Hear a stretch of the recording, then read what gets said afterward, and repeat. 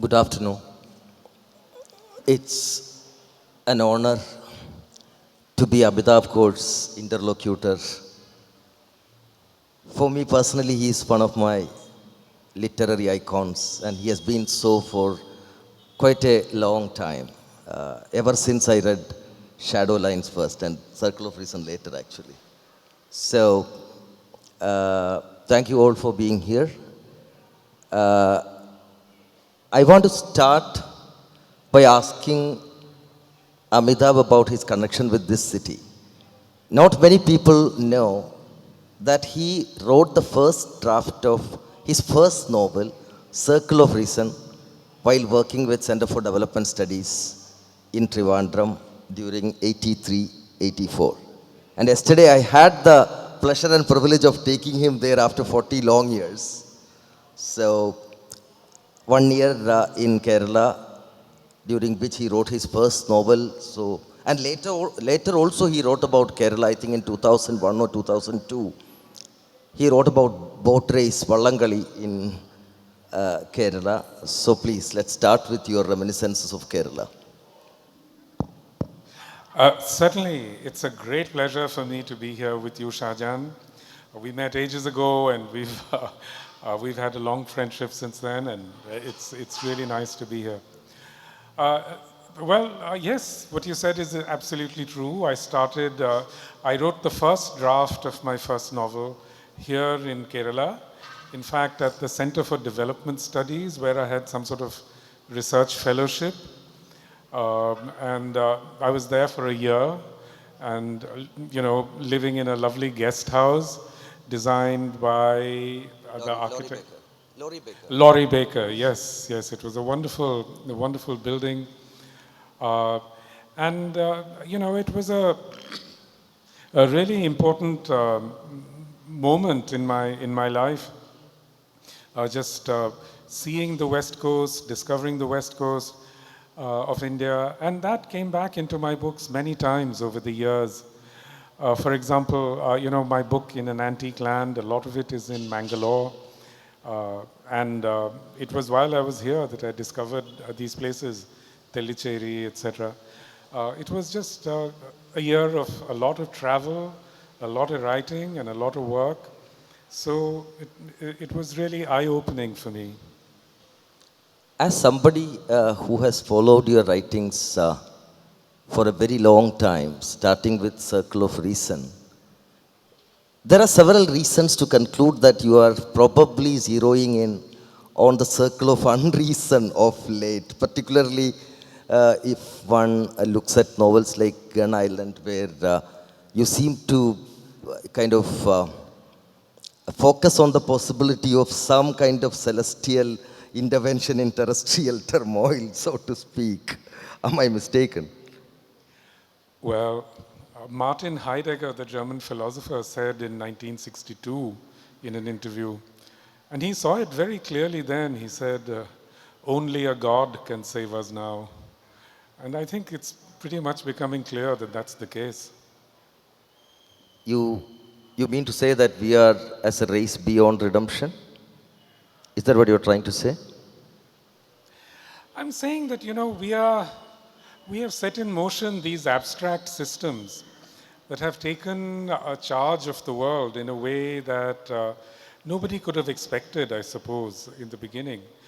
But today, if you just look around at the multiple crises that we live in, so, there's climate change, which I think is in a sense a misnomer, because as Margaret Atwood says, it's not just climate change, it's everything change. And that's just one axis of the crisis, because there's also a biodiversity loss, which in the end I think is perhaps an even more serious crisis. Uh, on top of that, there's a huge shakeup in the world's geopolitical order. We can see this in Ukraine. The Pope said a few years ago, he said, we're in the middle of World War III. And actually, it's becoming more and more clear that he was right. So, all the money that needs to be spent on so many other things like climate, like resilience, like mitigation. All of that money is just flowing into weaponization and armaments. You know, I mean, Germany is rearming on a massive scale. Other European countries are rearming, and in a completely thoughtless way. It's just hard to see what sort of outcome they want. So, at the present moment, it seems to me more and more likely that, the US today accused Russia of pulling out of the nuclear arms agreements. In fact, it was the US that pulled out of it ages ago. They've broken every single promise that they made to the USSR. I mean, it seems very clear. If they actually deploy tactical nuclear weapons in Ukraine, which I think they may well have to, because it's clear that the Russians are not going to lose. I mean, they can't let themselves lose in a way, no matter how bad it gets for them. I think we're on a clear trajectory to the worst possible kind of a war. So, are you rejecting the entire post-enlightenment modern history in that sense?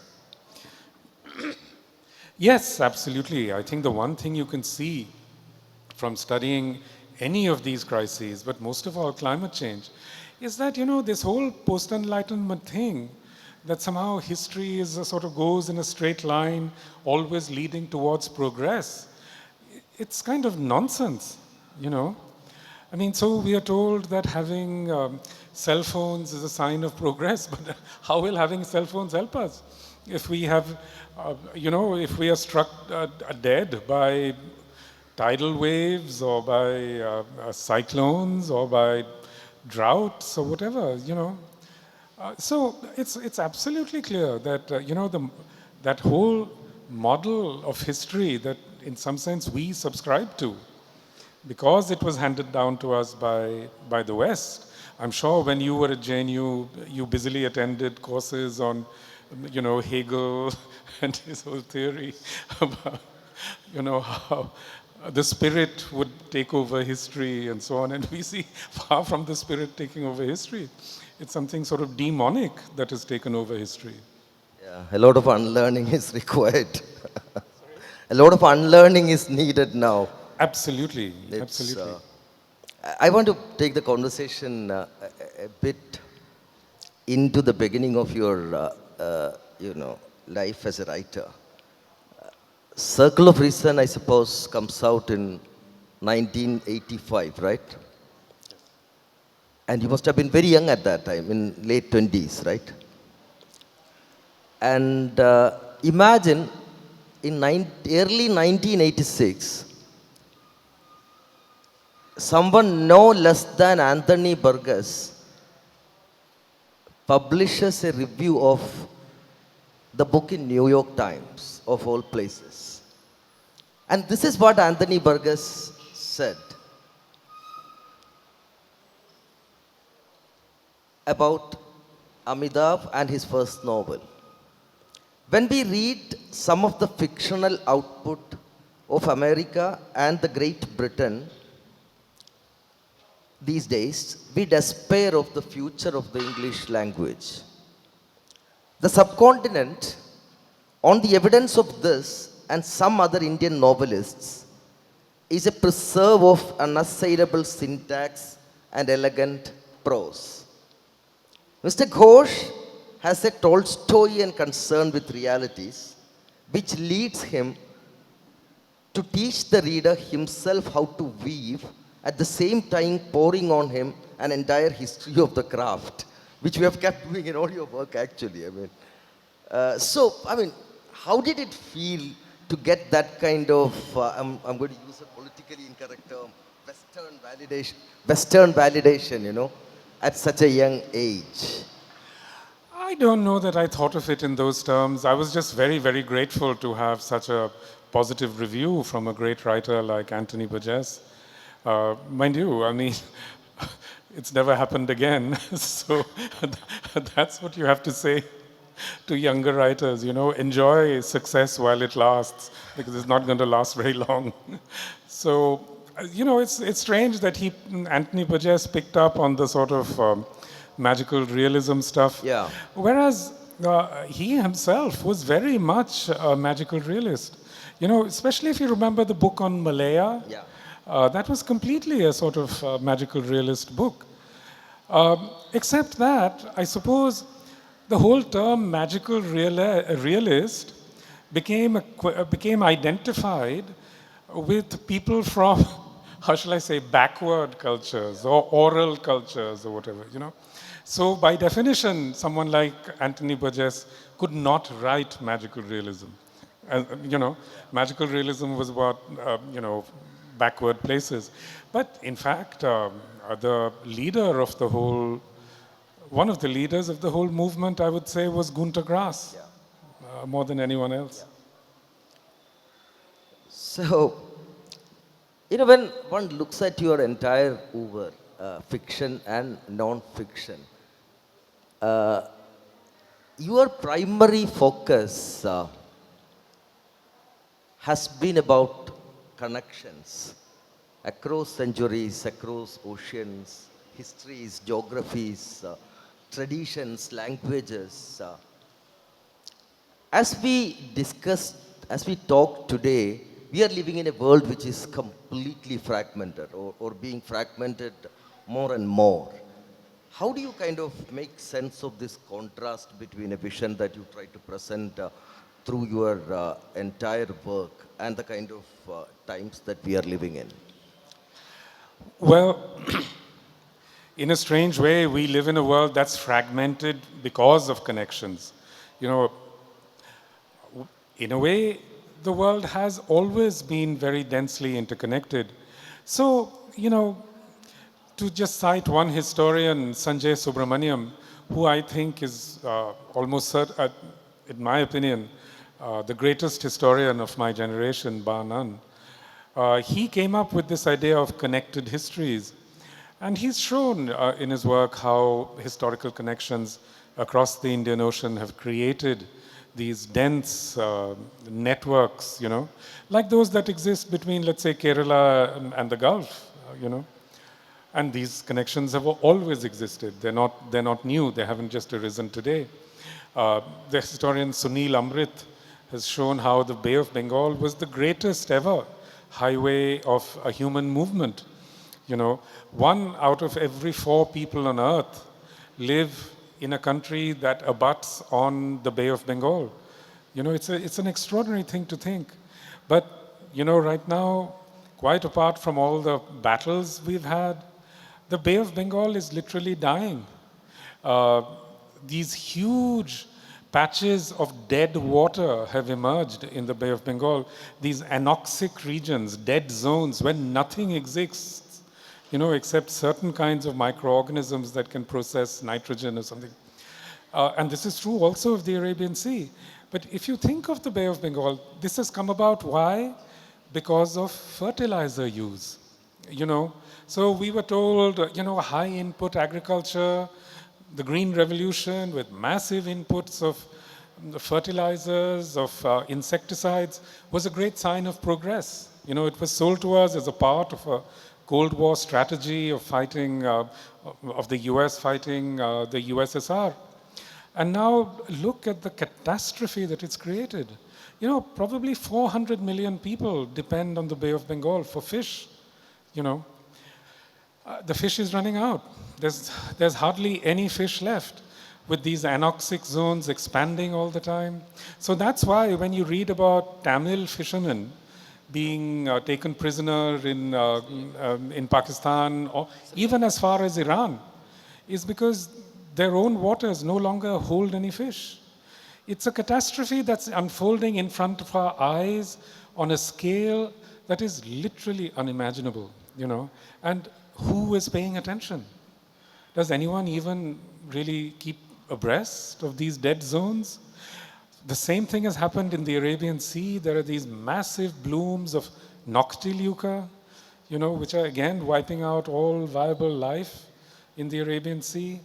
The Arabian Sea and the Bay of Bengal are the two most rapidly heating stretches of water anywhere in the world. So, yep, I mean, I think, you know, we are really putting an end to our possibilities of life on this planet at a pace that's outrunning anything anyone could have imagined.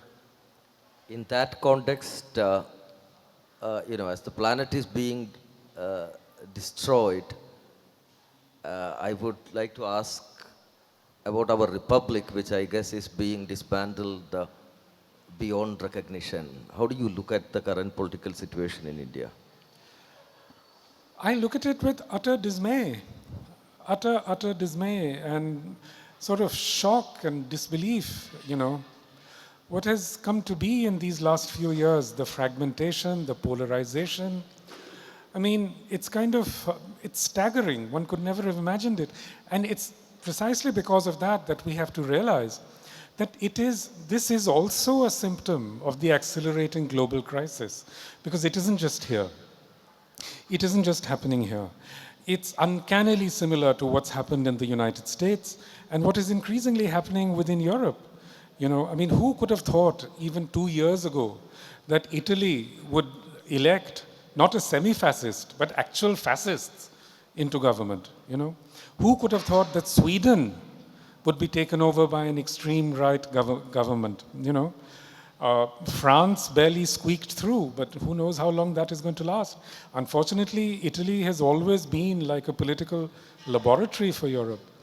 And, what's happening there really does not bode well for the future, because Giorgia Meloni is not Berlusconi. She's a clever, competent person who's creating a kind of credibility, for her brand of politics.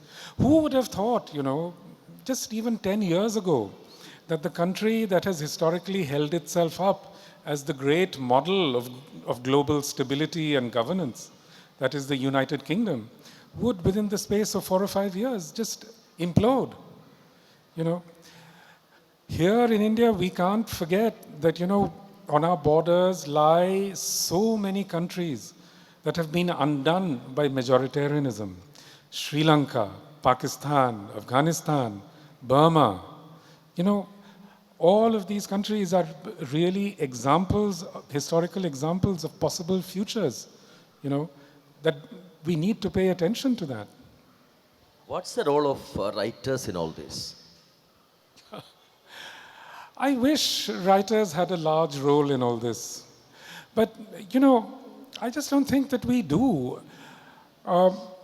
Especially today. I would say when I started my writing career 40 years ago, fiction, writing, literature was somewhere within the center of the culture. People would talk about writing and about books. That doesn't happen anymore. People talk about television, they talk about movies, they talk about serials. They don't talk about books.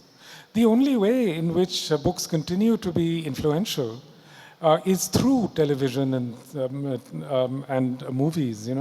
Books get made into movies, they get made into television. So I think,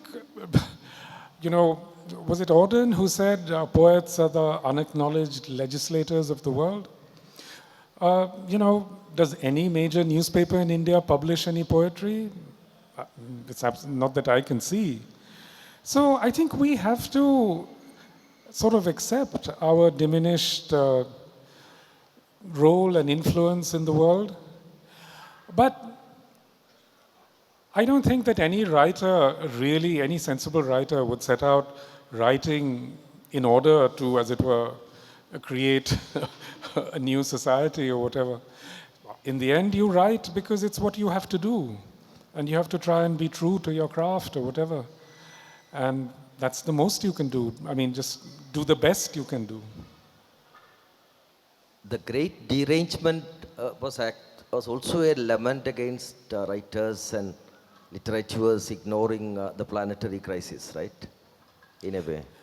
No, I would say it was a work of introspection where I was asking myself why I hadn't seen what is so clearly evident today.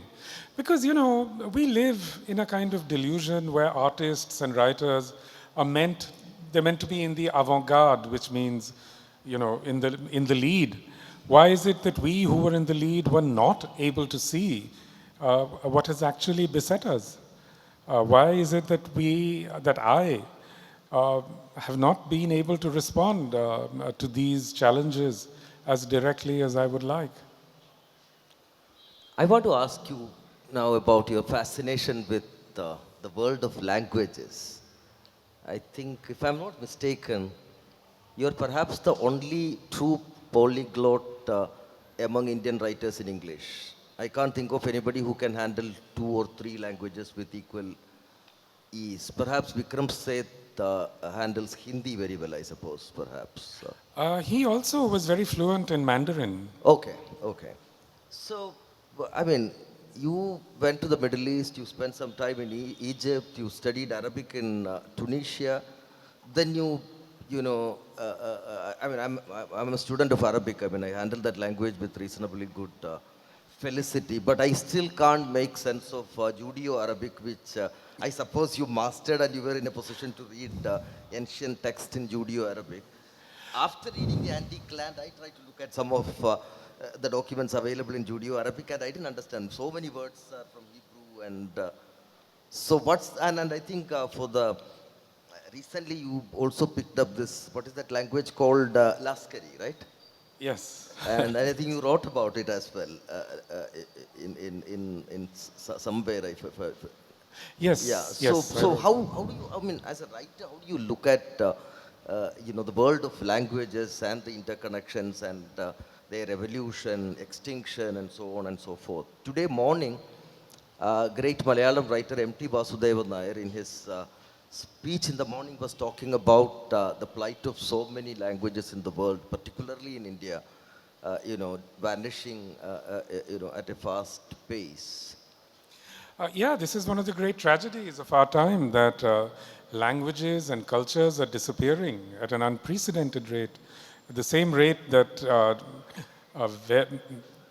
biodiversity is disappearing. Cultural diversity is also disappearing.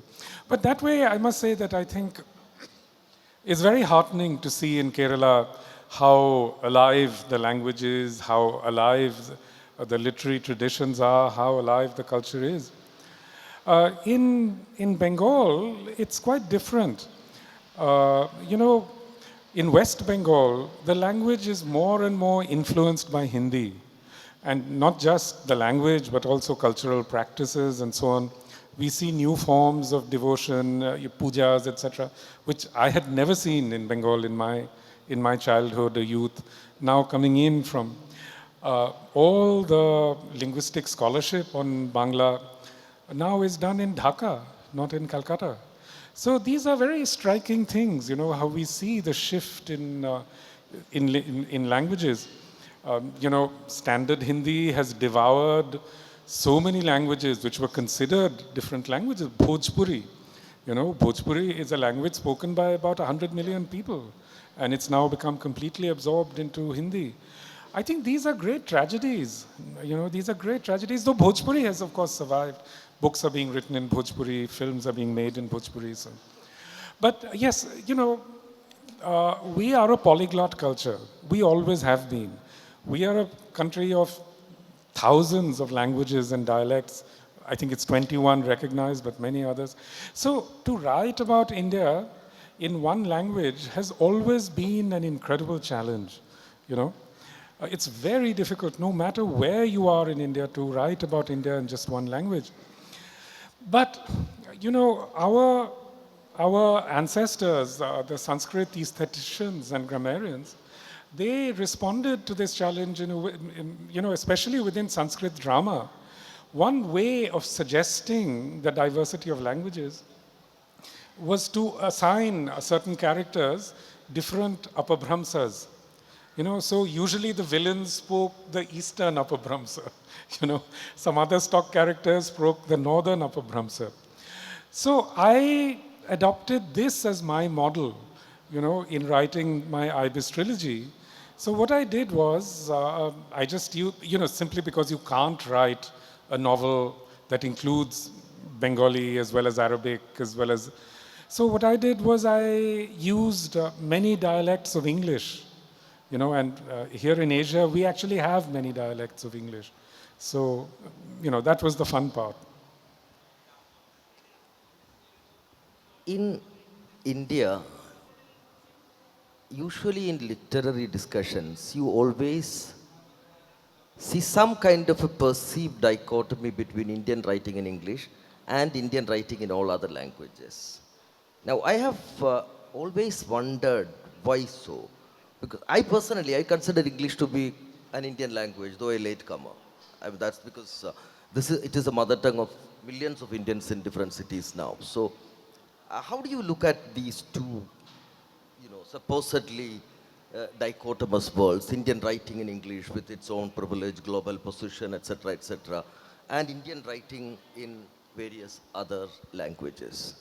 Well, Shunil Gangopadhyay, the great Bengali writer, the late Shunil Gangopadhyay, I would say, he said about my books that they were Bengali books written in English, which I counted as as a great compliment. See, I would say that thematically, structurally, there were very important differences between novels written in English and Indian novels. You mean aesthetically? Yes, even aesthetically. So, for example, in Indian novels written 40, 50 years ago, you see a very important engagement with nature, with environmental themes. You see it in Kannada writers like Kuvempu and so on. You see it in Oriya writers.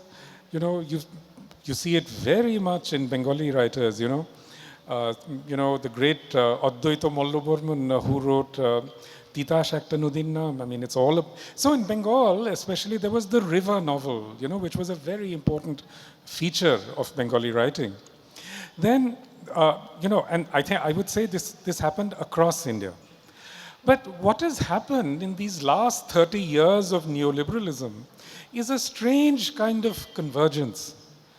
So that even within, so that Indian novels written in English and in other languages have kind of come towards some kind of convergence.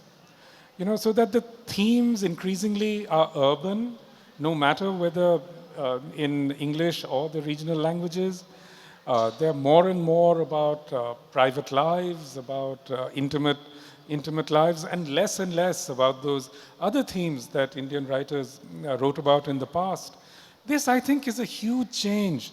And it's a part of the whole change that neoliberalism really has brought to us in so many ways. If that is so, why English translations of novels from Indian languages do not do well at all, even nationally? I mean, let they never travel beyond the borders of India. But even within India, if a great Malayalam novel or a collection of short stories is published in English, I hardly see anybody showing, or Bengali writer, or Oriya writer, or Tamil writer. I mean, we don't show, these writers may be the towering figures in their own languages, but when they are translated into English, I mean, they don't get even half the attention that even, a less known Indian writer in English gets in urban cities in India. Why this difference? That has completely changed. And I think it'll change more and more. I've always felt that once the Indian translation industries got organized, basically Indian writing in translation would be at the forefront of, books in India. And that certainly happened. I mean, Geetanjali Shri, I think it was a breakthrough event, her getting the Booker. Similarly, I would say that it was also true of that book, Ghachar Gochar, by Kannada writer, yes, Shanbag, that's right. Yes, so Vivek Shanbag. Vivek Shanbag. So that's going to be more and more the case. Also, you have to remember that it's, it's not true that only Indian writers, in regional languages didn't get that attention. Tagore certainly, he wrote in Bangla, though also in English, and he was hugely celebrated. At that same period, there was actually an Indian writing in English in America, who was also hugely celebrated. So I think it's a much more mixed bag than that would suggest, you know. And of course, you know, the Ramayana and the Mahabharata and so on have always been hugely celebrated, you know, everywhere. Yeah, even R.K. Narayan, Yes, the yes, version very of much it so. is, yeah. So now, coming to, coming back again to your own work, in an antique land, you tried, I mean, perhaps in all your works, one could always travel from one century to another and one place to another, across. So, kind of, I mean, none of your works are geographically confined. And perhaps that's something that sets you apart from most other writers. It kind of spans different continents, countries, time zones, everything. So it's the canvas is so big that one actually feels intimidated, at the beginning. Well, you know, I think my writing reflects my own life circumstances, you know. Uh, in my family, we lived in many different places in my childhood. And then, you know, I studied abroad. Then I came back to India, but then I went again and I lived elsewhere. And I've always had this curiosity about other places. You know, people talk about xenophobia, but there's also a thing called xenophilia, which I really do suffer from. You know, so I love being in other places, other countries, and so on. But actually, you know, I was just reflecting the nature of our lives. I'm sure there is not a single person here who doesn't have relatives living, in the Middle East or in America or somewhere else. I'm sure there's not a single person here who hasn't spent significant amounts of time in other countries. And, before, that reality used to be hidden away. You know, I mean, in Tagore's books, for example, I mean, even though Tagore came from one of the most international Indian families of the past, you see hardly any reflection, I mean, except in his memoirs, you see hardly any reflection of the time he spent in England or the time he spent in Argentina or all the time he spent traveling here and there. So I think, you know, the novel, because it's an artifact of monolingualism, it has this deep roots in a kind of placidness. But that's one of the things about our world. There are no longer single places. You know, in my hotel room, I can watch television from like 40 countries. And I think to write realistically or truthfully about this world, you have to embrace this fact. Did you write The Gun Island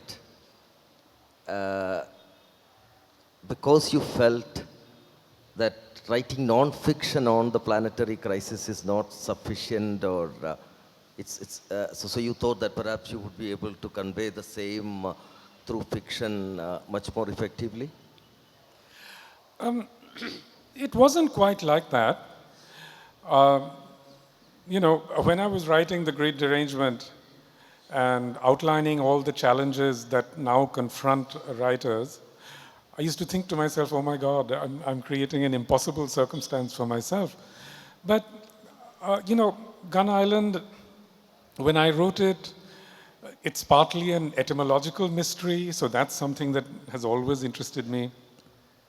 It's about migration, again, something that interests me. It's about all these other challenges that we see in the world.